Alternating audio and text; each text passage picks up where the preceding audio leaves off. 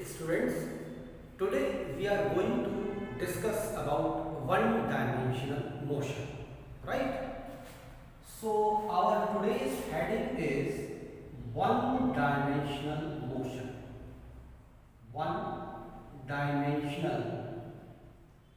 Dimensional motion. Now, what is this one-dimensional motion?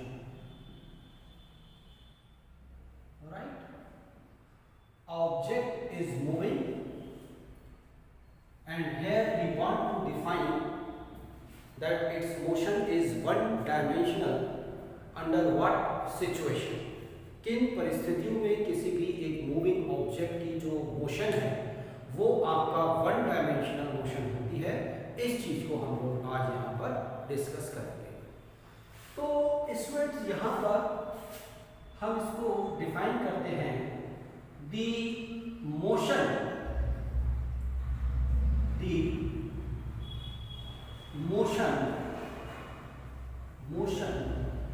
Of the object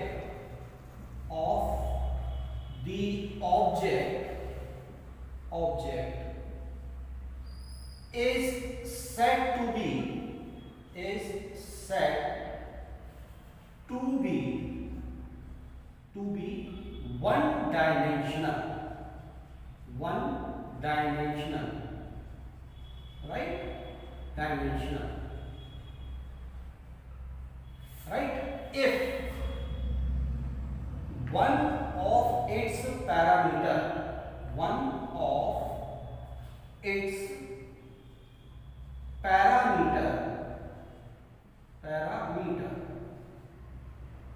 or you can say coordinates, one of its parameter or coordinate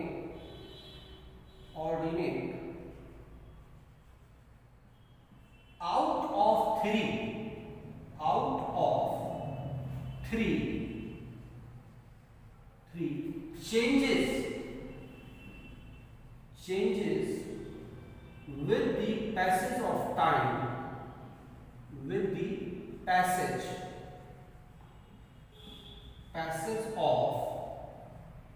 time,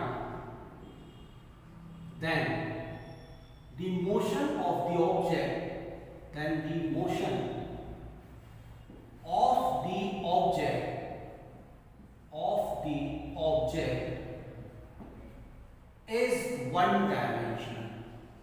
is one dimensional, right? तो students, क्या है यहाँ पर कि एक object जो है वो मूव कर रहा है और किसी ऑब्जेक्ट की पोजीशन को स्पेसिफाई करने के लिए हमें थ्री कोऑर्डिनेट्स की रिक्वायरमेंट होती है। For example X, Y and Z. अब अगर कोई ऑब्जेक्ट इस तरीके से मूव कर रहा है कि उसकी पोजीशन को डिफाइन करने वाले थ्री पैरामीटर्स में से केवल एक पैरामीटर जो है वो वेरी कर रहा है, तब उस ऑब्जेक्ट की मोशन को हम वन डायमेंशनल मोशन जो है वो हम कहते हैं। इसको हम कहते हैं वन डायमेंशनल मोशन, राइट? तो हमें ये ध्यान रखना है यहाँ पर कि कितने पैरामीटर जो हैं वो चेंज हो रहे हैं, उसके बेसिस पर हम डिफाइन करते हैं कि मोशन किस टाइप की है। Now in one dimensional motion here the object moves in a straight line,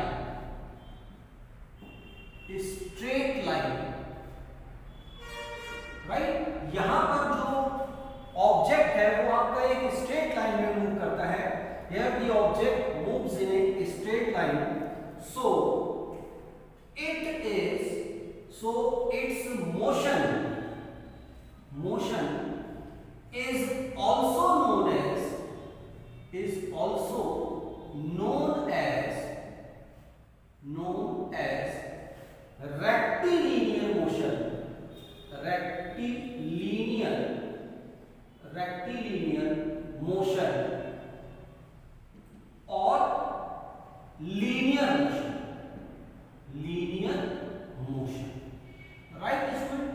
यहाँ आपको ये चीज ध्यान रखनी है कि वन डायमेंशनल मोशन में आपका केवल एक पैरामीटर जो है वो आपका चेंज होता है, और यहाँ पर जो ऑब्जेक्ट है it moves in straight line, ये स्ट्रेट लाइन में मूव करता है, इसलिए हम इसकी मोशन को रेक्टिलिनियर मोशन और लीनियर मोशन भी जो है वो हम इसको कह देते हैं, राइट।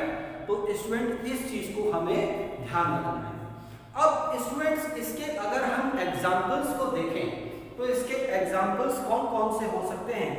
फॉर एग्जांपल आप कह सकते हैं motion of A train along a straight track, ठीक है। फॉर एग्जांपल आप यहाँ इसको कह सकते हैं, इसके जो वन डायमेंशनल मोशन के जो एग्जांपल्स होंगे वो क्या है। For example the motion of a train right, train along a straight track, एक स्ट्रेट ट्रैक पर जो ट्रेन जो है वो मूव कर रही है, तो उसकी मोशन जो है वो वन डायमेंशनल मोशन का एक एग्जांपल है। ऐसे ही दूसरा the motion of the freely falling object, the motion of the freely falling object is also an example of the one dimensional motion। एक ऑब्जेक्ट जो है वो फ्रीली जो है आपने एक हाइट से उसको ड्रॉप किया है, छोड़ दिया है, तो वो नीचे इस तरीके से मूव करेगा, तो यहाँ पर भी उसकी मोशन को हम जो है वो वन डायमेंशनल मोशन ही कंसीडर करते हैं, राइट स्टूडेंट। तो यहाँ इसको आप समझ लीजिए कि ऐसे भी हम दिखा सकते हैं। Let us consider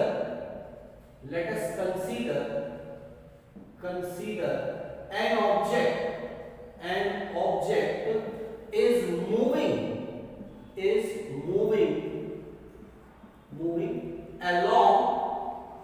along plus x direction,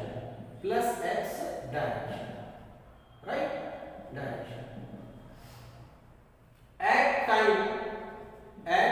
time t1 its position is p1, right, and at time t2 its position is p2। तो यहाँ ये इस तरीके से है, तो मींस अलोंग x एक्सिस ये मूव कर रहा है, तो ये x एक्सिस है और ये ओरिजिन है आपका। अब t1 टाइम ड्यूरेशन में सपोज ये आपके पास में ऑब्जेक्ट यहाँ पर होता है, तो इसमें ये x1 डिस्टेंस को कवर करता है इन टाइम t1, और नेक्स्ट टाइम t2 के अंदर ये आपका इस पोजीशन में है, ये this is the p2 means यहाँ से यहाँ तक की पोजीशन है x2 और इसको टाइम लगता है t2। तो यहाँ पर आप देखिए कि वो प्लस एक्सिस के अलोंग जो मूव कर रहा है, तो केवल एक ही पैरामीटर जो है वो आपका चेंज हो रहा है, यहाँ x1 हो रहा है और यहाँ x2 हो रहा है। So this motion is an example of one dimensional motion, right students. तो हम लोगों ने यहाँ पर स्टडी कर लिया कि भाई वन डायमेंशनल मोशन क्या होती है। स्टडी करते हैं इसकी टू डायमेंशनल मोशन क्या होती है। So our heading is two dimensional motion, right. Now the motion of the object is said to be two dimensional, right। ये आपका मोशन जो है वो टू डायमेंशनल होगी if any two out of coordinates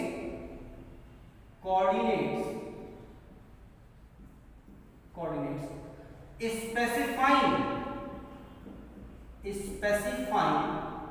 the position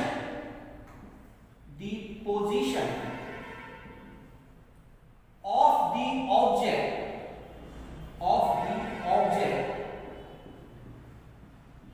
changes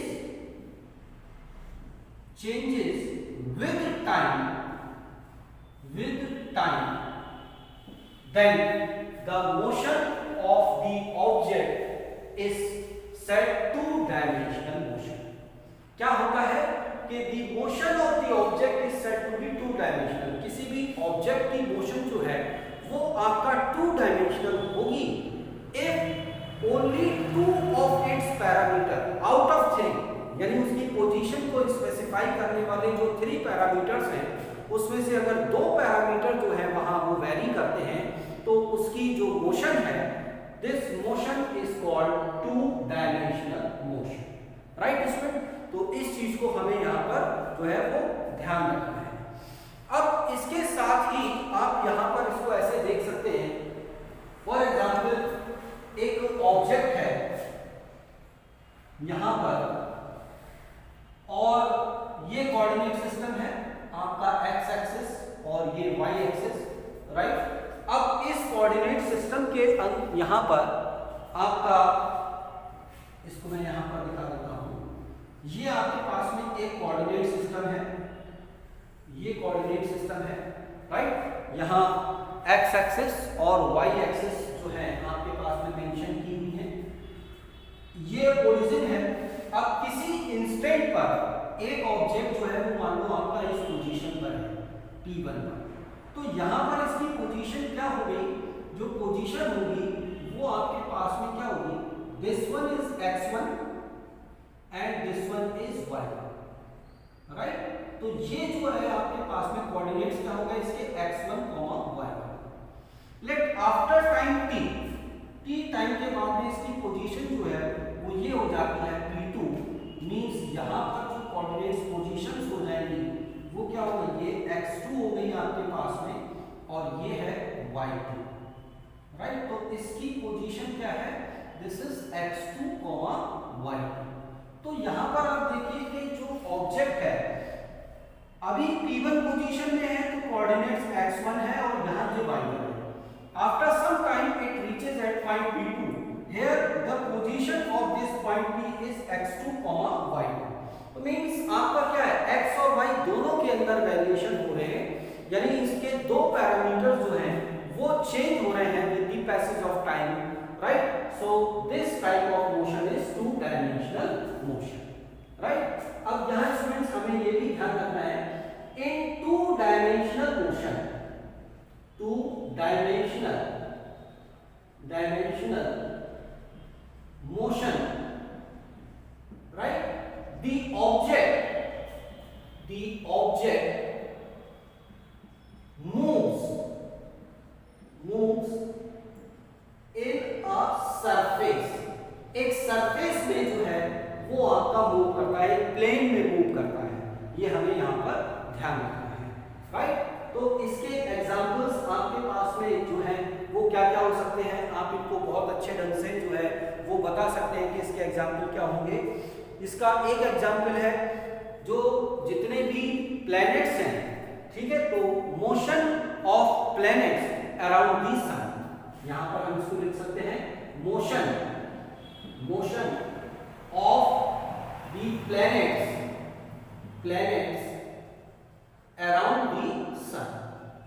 around the sun is an example of two-dimensional motion। क्योंकि क्या होता है जब सन के अराउंड वो हम अज्यूम करते हैं कि इस तरीके से जब वो मूव कर रहे हैं तो वहां पर उनकी जो वो एक प्लेन के अंदर मूव कर रहे होंगे, सपोज ये सन है और जो प्लैनेट्स हैं वो इसमें इसके चारों तरफ इस तरीके से मूव करते हैं, अलग अलग प्लैनेट्स, तो वो एक प्लेन में मूव करते हैं। तो इसीलिए हमने यहाँ पर कहा है कि in two dimensional motion the objects move in a surface or in a plane। तो ये मोशन जो है आपका टू डायमेंशनल मोशन है। फॉर एग्जाम्पल एक कार है वो जिगजैग पाथ पर मूव कर रही है on A level road, this can also be an example of 2 dimensional motion, right students. तो ये हमारा एक सेकंड पॉइंट होता है। इसके बाद में अब हम स्टूडेंट्स यहाँ पर स्टडी करेंगे 3 डायमेंशनल मोशन, राइट। तो 3 डायमेंशनल मोशन में क्या है यहाँ पर, अब जैसा आपको डेफिनेशन मालूम ही है तो मैं डायरेक्टली उसको यहाँ पर चेंज कर देता हूँ कि भाई यहाँ पर इस तरह की जो मोशन होगी वो 3 डायमेंशनल मोशन होगी। क्या हुआ है 3 डायमेंशनल मोशन में, यानी ये है 3 dimensional motion. Now the motion of the object is said to be 3 dimensional. ये है 3 dimensional if all the three coordinates specifying the position of the object changes with time, यानी उसके सारे कोऑर्डिनेट्स x, y और z coordinates हैं वो सारे change होते हैं with the passage of time, then the motion of the object is said to be 3 dimensional motion. इसको अगर डायग्राम के फॉर्म में मैं रिप्रेजेंट करूं तो इसमें डायग्राम में मुझे यहाँ पर क्या है, फिर ये इसकी तीनों कोऑर्डिनेट्स को जो है वो रिप्रेजेंट करना पड़ेगा। ये सपोज ओरिजिन है, ये x एक्सिस है, ये y एक्सिस है और ये आपके पास में z एक्सिस है, राइट। सपोज ये एक पॉइंट है तो मैंने इस पॉइंट से हाइट पर एक xy प्लेन में परपेंडिकुलर ड्रॉ किया, तो परपेंडिकुलर ड्रॉ करने के बाद में मुझे इसकी पोजीशंस ये मिल गई। तो ये पोजीशन है x1, राइट, ये पोजीशन हो गई इसकी y1 और ये पोजीशन जो है आपके पास में है दिस इज z1। तो इस पॉइंट P के जो कोऑर्डिनेट्स होंगे वो क्या होंगे student, x1, y1, z1, right. अब आफ्टर टाइम t ये ओरिजिन है, ये मूव करता हुआ यहाँ पर आ गया, तो यहाँ पर आने पर अब ये मान लो इसकी पोजीशन ये P1 थी, ये P2 पोजीशन है, तो हमने यहाँ पर इससे परपेंडिकुलर ड्रॉ किया, राइट। तो अब यहाँ पर मैंने मान लो यहाँ तक परपेंडिकुलर ड्रॉ किया है, तो अब ये पोजीशन मान लो ये आपके पास में पोजीशन, तो ये जो है x2 हो गया यहाँ से यहाँ तक, ये आपका y2 हो गया यहाँ तक और ये आपके पास में है z2। तो ये इसके कोऑर्डिनेट्स x2, y2, z2 ये। तो यहाँ देखिए आपके तीनों पैरामीटर जो हैं वो आपके यहाँ पर वेरी कर रहे हैं with the passage of time. So such type of motion is known as 3 dimensional motion, right. तो 3 डायमेंशनल मोशन में क्या है, जो ऑब्जेक्ट है आपका वो एक तरीके से स्पेस में जो है वो आपका मूव करता है। किसके अंदर मूव करता है, ठीक है, वो स्पेस के अंदर मूव करता है। यहाँ पर इसके एग्जाम्पल आप जो है वो नोट कर सकते हैं। एक kite flying in the sky, तो ये अगर एक जो काइट है वो आपका जो आसमान में उड़ रही है तो वो एक एग्जाम्पल है आपका 3 डायमेंशनल मोशन का, ठीक है। अब जो आपका एरोप्लेन है उन एरोप्लेन की मोशन भी जो है वो भी आपके पास में 3 डायमेंशनल मोशन का एग्जाम्पल है। मोशन ऑफ एरोप्लेन, तो ये भी आपके पास में 3 डायमेंशनल मोशन होती है। ओके स्टूडेंट्स, तो अभी हमने जो स्टडी किया था टाइप्स ऑफ मोशन को, उसको स्टडी करने के बाद में अब हम अगला टॉपिक यहाँ पर लेते हैं और ये टॉपिक है स्टूडेंट्स डिस्टेंस, राइट। एक टॉपिक है डिस्टेंस। तो अब ये डिस्टेंस क्या होती है, व्हाट इज डिस्टेंस, राइट, इस चीज को हम यहाँ पर एक्सप्लेन करेंगे। What is distance, right. तो डिस्टेंस को डिफाइन करने के लिए स्टूडेंट्स हम लोग क्या करते हैं, इसको हमने अपनी प्रीवियस क्लासेस में भी स्टडी किया हुआ है। आप लोगों ने 9th क्लास में स्टडी किया है, जस्ट उसको मैं रिकॉल कर देता हूँ। तो डिस्टेंस क्या है आपके पास में, this distance it is the length of the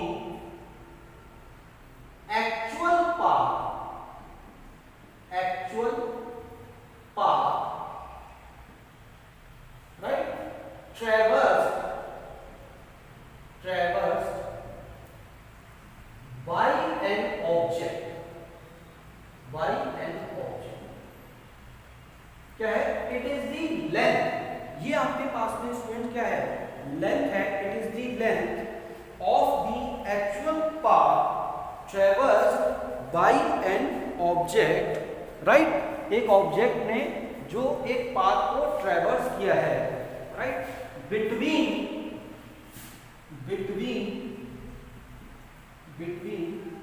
its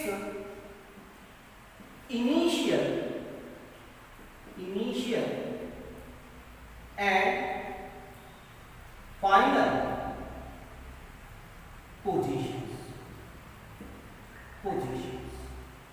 between its initial and final positions means initial और final position के बीच में जो उसने पाथ ट्रेवर्स किया है, राइट, उस पाथ की जो एक्चुअल लेंथ है वो जो है उसको हम कहते हैं डिस्टेंस ट्रेवर्स बाय द ऑब्जेक्ट। तो फॉर एग्जांपल मैं यहां पर ये लिखता हूं, for example an object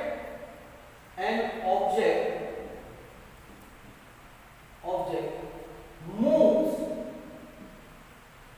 from A to B through C as shown in figure। एक ऑब्जेक्ट जो है वो आपका A से B की तरफ मूव करता है थ्रू C से होते हुए।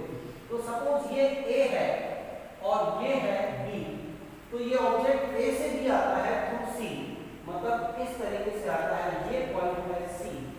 तो यहाँ पर जो distance traversed by an object है, हियर डिस्टेंस ये A से C गया और C से दिया है, distance traversed by an object is equal to, ये किसके बराबर होगा स्टूडेंट? ये होगा आपका AC प्लस CB के बराबर होगा। तो क्योंकि एक्चुअल ये आपका इनिशियल पोजीशन है और ये फाइनल पोजीशन है, तो इनिशियल पोजीशन और फाइनल पोजीशन के बीच में जो इसने एक्चुअल पाथ फॉलो किया है, तो वो ACB पाथ फॉलो किया है, तो इसकी जो लेंथ है दैट इज कॉल्ड डिस्टेंस। तो distance traversed by an object is equal to AC plus CB, right? ये किसके बराबर होगा? AC प्लस CB के बराबर होगा, राइट स्टूडेंट्स? अब स्टूडेंट यहाँ पर जो डिस्टेंस है, हम यहाँ पर देखेंगे distance is a scalar quantity.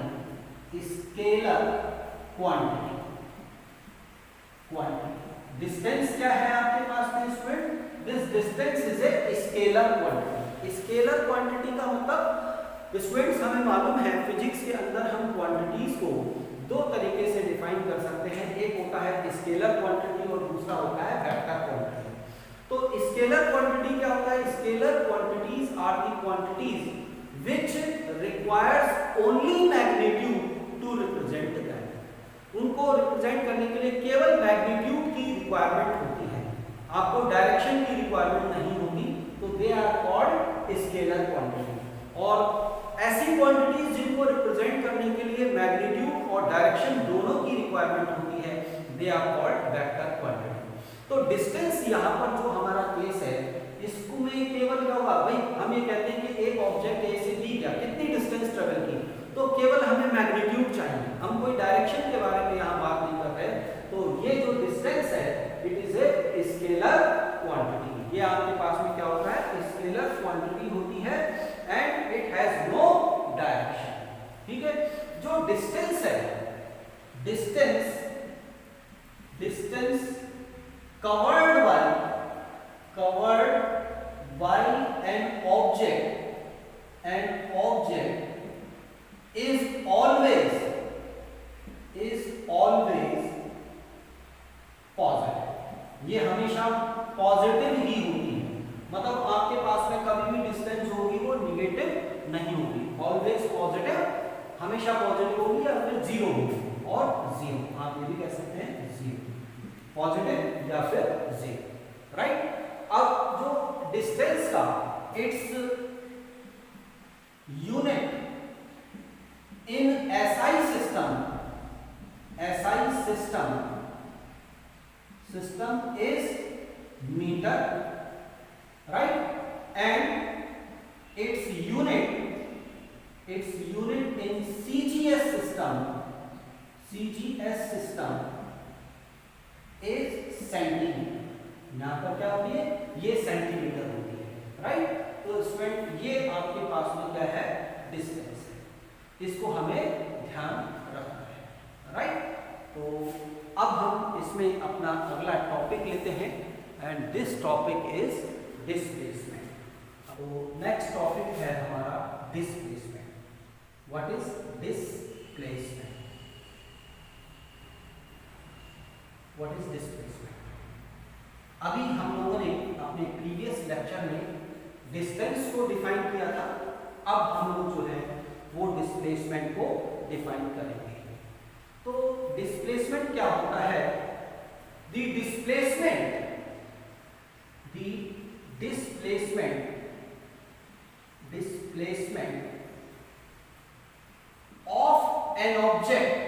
of an object, right? The displacement of an object is the change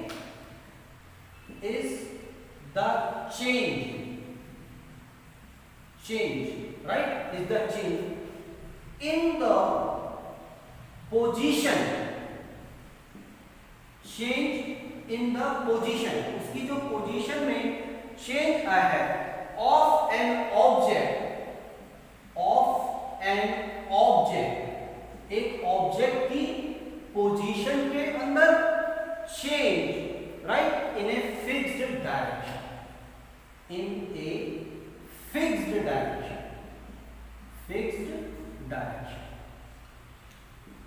right. एक फिक्स्ड डायरेक्शन के अंदर उसकी पोजीशन में जो चेंज आता है, फिक्स्ड डायरेक्शन के अंदर पोजीशन में जो चेंज है, उस चेंज को हम कहते हैं डिस्प्लेसमेंट, राइट। इसको हम दूसरे तरीके से भी हम कह सकते हैं, इट इज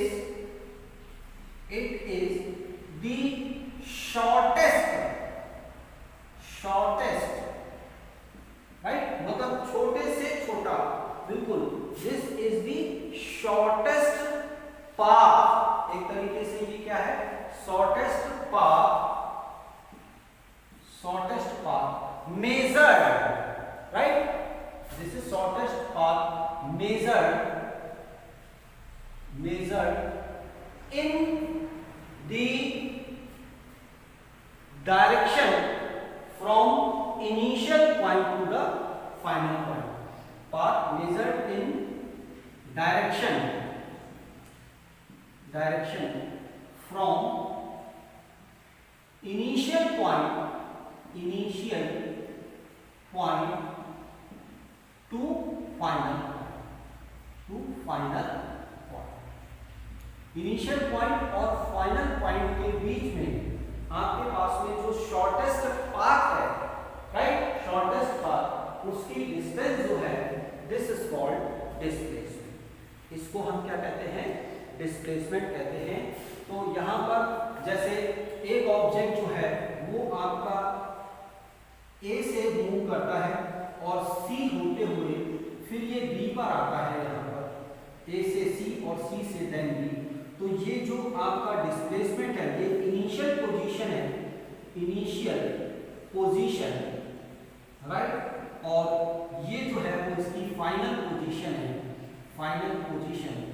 तो यहाँ पर जो डिस्प्लेसमेंट होगा इसका, displacement, this will be equal to A B, और ये क्योंकि इसमें डायरेक्शन होती है तो ये एक वेक्टर क्वांटिटी होती है, ये हमें ध्यान रखना है, इनिशियल पोजीशन और डिस्प्लेसमेंट, राइट स्टूडेंट्स। तो ये आपके पास में हमने यहाँ पर इसको डिफाइन किया है। इसकी यूनिट क्या होती है? यूनिट जो होती है वो आपके पास में है मीटर में हम इसको मेजर करते हैं, राइट। और